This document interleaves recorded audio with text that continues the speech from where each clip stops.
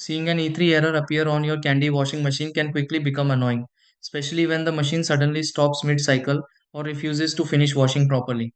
Many users notice water staying inside the drum, spinning never starting, or the machine pausing unexpectedly after displaying the E3 code.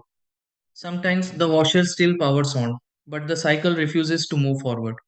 In many situations, a candy washing machine E3 error can happen because of drainage interruptions, blocked filters, hose problems, or temporary system glitches. Before pressing random buttons repeatedly or restarting wash cycles again and again, these are the steps you can try to fix this and clear the candy washing machine E3 error properly. 1. Turn off the candy washing machine completely and allow it a brief moment before checking the drainage system. 2. Inspect and clean the drain filter carefully because trapped debris may stop water from draining normally. 3. Check the drain hose and make sure nothing blocks water flow or bends the hose too tightly. 4.